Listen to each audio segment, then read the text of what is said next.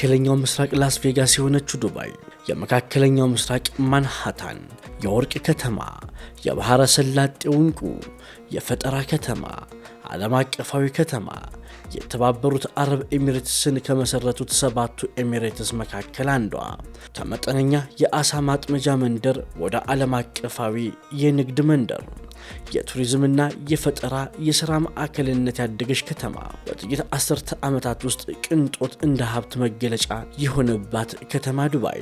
ሰላም የአፍሪቲዩብ ቤተሰቦቻችን፣ በዛሬው የአፍሪዶክ ዝግጅታችን የመካከለኛው ምስራቅ ከተማ የሆነችውን ዱባይን የምንዳስስ ሲሆን ቪዲዮውን ላይክ፣ ኮሜንት፣ ሼር እያደረጋችሁ እንድትከታተሉ እንዲሁም ለቻናላችን አዲስ የሆናችሁ ተመልካቾቻችን ቻናላችንን ሰብስክራይብ እያደረጋችሁ ተጨማሪ ቪዲዮዎች እንዲደርሷችሁ ማድረግ ትችላላችሁ። ፕሮግራሙን አዘጋጅቼ ማቀርብላችሁ እኔ ኤፍሬም ታጠቅ ነኝ። መልካም ቆይታ።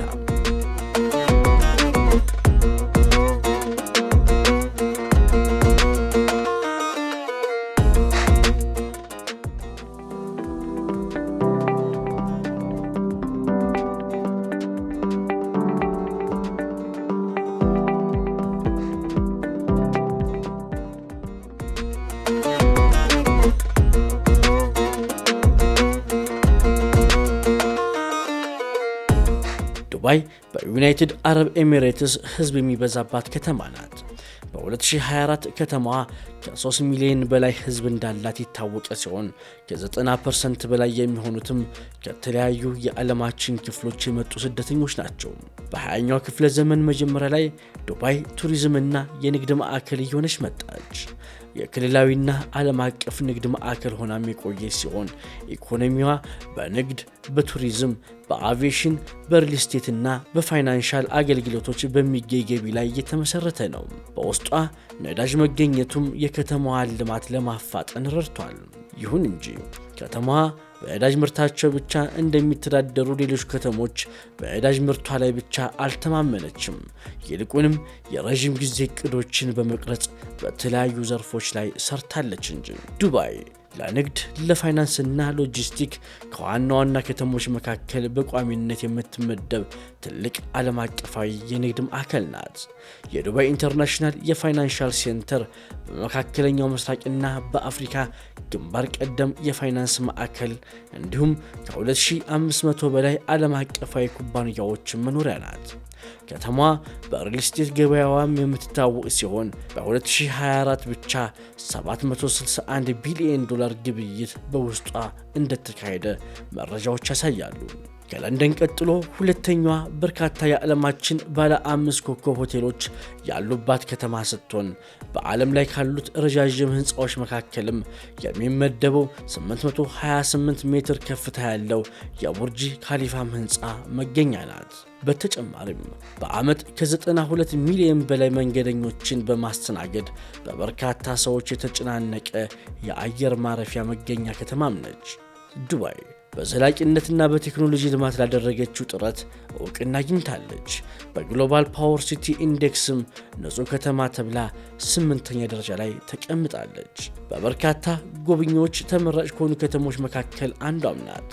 በተደጋጋሚ ከምርጥ 10 የዓለማችን ከተሞች መካከልም ተካታለች። ዱባይ ከፍተኛ ደረጃ ባላቸው ሆቴሎቿና ሪዞርቶቿ ምክንያት በዓለም ላይ እጅግ በጣም የተንደላቀቀ መዳረሻዎች ዝርዝር ውስጥ በብዛት ትጠቀሳለች። በዓለም አቀፍ ደረጃ ከዋና ዋና የፋይናንስ ከተሞች ተርታ በመመደብም በዓለም ግንባር ቀደም የንግድ ማዕከሎችም አንዷ ነች። በቴክኖሎጂ እድገቷ ሳቢያም ብዙ አዳዲስ ፈጠራ ካላቸው ከተሞች መካከልም ትጠቀሳለች። በሚያምሩት የባህር ዳርቻዎቿ ምክንያትም በጎብኚዎች ትመረጣለች። በዓለም ላይ ውድ ከሚባሉ ከተሞች ተርታም ትሰለፋለች።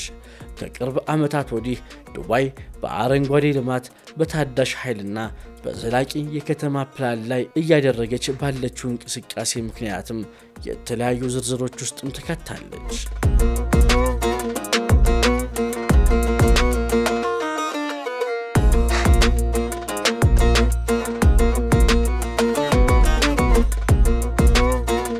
ዱባይ በአጭር ዓመታት ውስጥ ራሷን ከዋና የዓለም የቱሪዝም መዳረሻ ከተሞች መካከልም ለመመደብ ችላለች።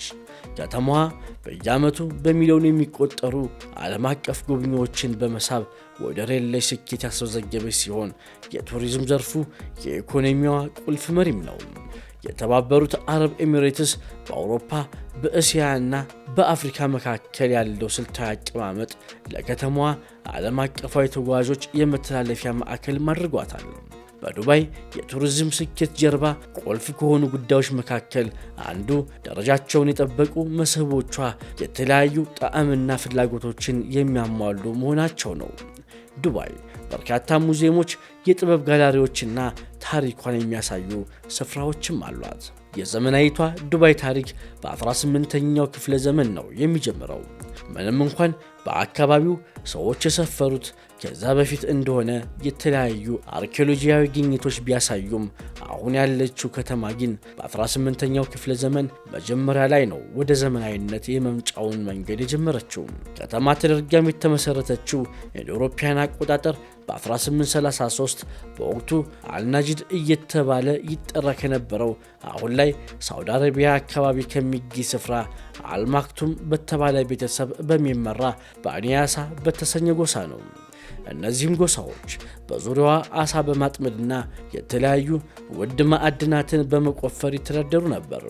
አሁንም ድረስ ከተማዋን እያስተዳደረ የሚገኘው የአልማክቶማ ቤተሰብም የከተማዋ እድገት ማዕከል ሆነ። እየቆየም ዱባይ የንግድ ማዕከል ሆና የዳበረች ሲሆን ከዓለም ዙሪያ የሚመጡ ነጋዴዎች በውስጧ የሚገኘውን ወንዝ ለትራንስፖርት እየተጠቀሙ በውስጧ የደመቀ ገበያ መሰረቱ። በ19ኛው ክፍለ ዘመንም ዱባይ በንግዱ ዘርፍ ስሟ እየገነነ መጣ። ከተማዋ ከፋርስ፣ ህንድና ምስራቅ አፍሪካ ለመጡ ነጋዴዎች መገናኛ ነጥብም ሆነች። በ1966ም በውስጧ ነዳጅ ሲገኝ በኢኮኖሚዋ ላይ ከፍተኛ ለውጥ እንዲመጣ አስተዋጽኦ አደረገ። በውስጧ ነዳጅ ከመገኘቱ በፊት ከተማዋ በንግድ በውድ ማዕድናት ቁፋሮና አነስ ቢልም በእርሻ የነበረ ሲሆን ነዳጁ ሲገኝ ግን ከተማዋን ሙሉ በሙሉ መቀየር ተቻለ። ሆኖም ግን የከተማዋ አስተዳደር በነዳጅ ብቻ እንደሚተዳደሩት ጎረቤት ከተሞች ከመሆን ይልቅ ዘላቂነት ያላቸው የተለያዩ ዘርፎች ላይም መስራት ጀመረ። ከ1958 እስከ 1990 በገዙት በሼክ ራሺድ ቢን ሰኢድ አልማክቱም መሪነትም ዱባይ ራሷን ለማዘመን ግዙፍ ፕሮጀክቶችን ጀመረች። እንደ አውሮፓውያን አቆጣጠር በ1960ዎቹ መጨረሻና በ1970ዎቹ መጀመሪያ ላይ ዱባይ ራሷን ዓለም አቀፍ የንግድ ማዕከል ማድረግ የቻለች ሲሆን በ1980ዎቹ መጀመሪያ ላይ ደግሞ ዓለም አቀፍ ኮርፖሬሽኖችና ኢንቨስትመንቶችንም መሳብ ቻለች። በ1990ዎቹና 2000ዎቹ የዱባይ ፈጣን ለውጥም ከዓለም ግንባር ቀደም ንግድ፣ ቱሪዝምና የቅንጦት መዳረሻዎች አንዱ ለመሆንም ችለዋል። እንደ አውሮፓውያን አቆጣጠር በ2006 የዱባይ ገዢ የሆኑት ሼክ መሐመድ ቢን ራሺድ አልማክቱም ከተማዋን የዘመናዊነትና የፈጠራ እድገት ተምሳሌት እንድትሆን በመቀስቀስ ትልቅ ለውጥ ለማምጣት ጥረት ማድረግ ጀመሩ።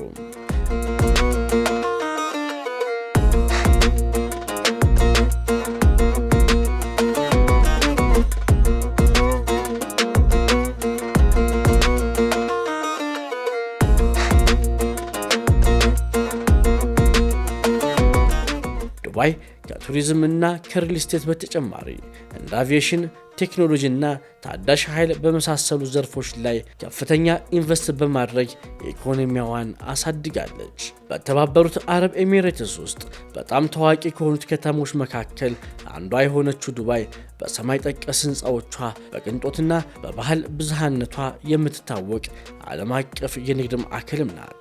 ባለፉት ጥቂት አስርተ ዓመታት ውስጥ ዱባይ ከትንሽ የአሳ ማጥመጃ መንደር ወደ ደማቅ ሜትሮፖሊስ በመቀየር ከዓለም ዙሪያ ባለሙያዎችን እየሳበችም ትገኛለች።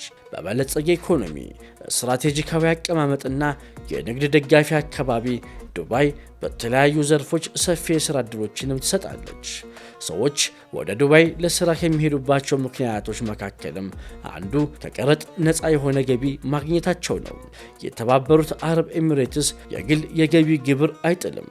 ይህም ባለሙያዎች ከሌሎች ሀገራት ጋር ሲያነጻጽሩ ብዙ የደሞዛቸውን ክፍል እንዲይዙ ያስችላቸዋል። ዱባይ በተለይ እንደ ፋይናንስ፣ ኢንጂነሪንግ፣ ቴክኖሎጂና የጤና አጠባበቅ ባሉ ዘርፎች ተወዳዳሪ የሚባል የደሞዝ ደረጃም ይገኝባታል። ከከፍተኛ ክፍያ በተጨማሪ አሰሪዎች ብዙውን ጊዜ የቤት አበል፣ የጤና መድንና ዓመታዊ የበረራ ትኬቶችን ጨምሮ ማራኪ ጥቅማ ጥቅሞችን ለሰራተኞቻቸው ያቀርባሉ። ከተማዋ በውስጧ በርካታ ዓለም አቀፋዊ ኩባንያዎችና ተቋማት ስለሚገኙባት ይህም ባለሙያዎች ችሎታቸውን እንዲያዳብሩ፣ ኔትወርክ እንዲገነቡና ስራዎቻቸውን እንዲያሳድጉ መድረክ ያመቻችላቸዋል። ከተማዋ በውስጧ ዘመናዊ መሰረተ ልማት፣ ዓለም አቀፍ ደረጃቸውን የጠበቁ የግብይት መስመር፣ መዝናኛና የጤና አጠባበቅ ተቋማት ሲኖራት ይህም ከፍተኛ የኑሮ ደረጃ ባለቤት እንድትሆን ረድቷታል። ባለፉት ጥቂት አስርተ ዓመታት የዱባይ ፈጣን እድገት የሪል ስቴትና የኮንስትራክሽን ሴክተሮች ለኢኮኖሚው ከፍተኛ አስተዋጽኦ ያደረጉ ዘርፎች መካከል ግንባር ቀደሞቹ ናቸው። በውስጧ የሚገኙት እንደ ቡርጅ ከሊፋ፣ ፓልም ጄሜራህና ቡርጅ አልአረብ ያሉ ሰማይ ጠቀስ ህንፃዎች ለዚህ እድገት ማሳያ ናቸው። በዚህም ምክንያት በከተማዋ በግንባታ፣ በአርኪቴክቸር፣ በምህንድስናና በፕሮጀክት አስተዳደር ውስጥ የባለሙያዎች ፍላጎት ከፍተኛ ነው። በዚህ ዘርፍ ከግንባታ ሰራተኞች፣ የሰለጠኑ የጉልበት ሰራተኞች፣ አርኪቴክተሮች፣ የከተማ ፕላነሮች፣ ሲቪል መሐንዲሶችና የሪል ስቴት ወኪሎች በከፍተኛ ሁኔታም ይፈለጋሉ። እንደ ኤክስፖ 2020 ሳይት እና የተለያዩ ሜጋ ልማት ፕሮጀክቶች ያሉ ፕሮጀክቶች በሪል ስቴትና በግንባታ ዘርፎች ውስጥ የሰለጠኑ ሰራተኞች ፍላጎት በሚቀጥሉት ዓመታት ጠንካራ ሆኖ እንደሚቀጥልም ያረጋግጣሉ።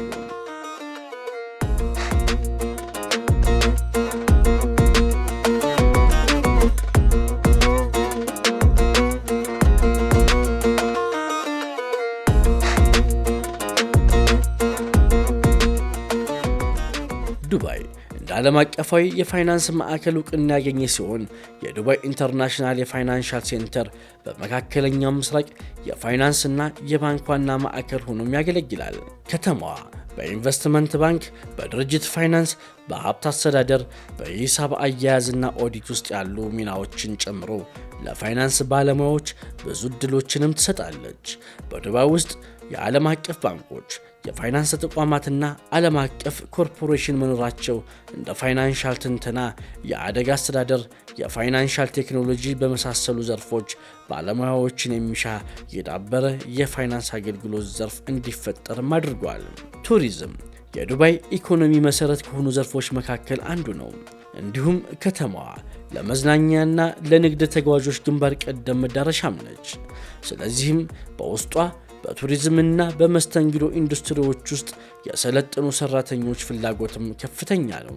በዚህ ዘርፍ ያሉ እድሎች ከሆቴል አስተዳደር፣ ከጎብኚዎችና ከጉዞ ኤጀንሲዎች እስከ ሬስቶራንቶች፣ የቅንጦት አገልግሎት ድረስ ያሉ ናቸው። የዱባይ መስተንግዶ ዘርፍም ዓለም አቀፍ ደረጃ ባላቸው ሆቴሎች፣ ሪዞርቶችና ሬስቶራንቶች እንዲሁም እንደ ዱባይ የገበያ ፌስቲቫል ባሉ ዓመታዊ ዝግጅቶች ስራዎችን ያመቻቻል። ይህ ደማቅ የቱሪዝምና የመዝናኛው ኢንዱስትሪ በደንበኞች አገልግሎት፣ በግብይትና በእንግዳ መስተንግዶ ዘርፍ ውስጥ የአስተዳደር ሚናዎች ላይም የሥራ ዕድሎችን ይሰጣል። ክቡራት ተመልካቾቻችን በዱባይ ላይ ያተኮረው የአፍሪዶክ ዝግጅታችን ይህን ይመስል ነበር። እንደወደዳችሁት ተስፋ እናደርጋለን።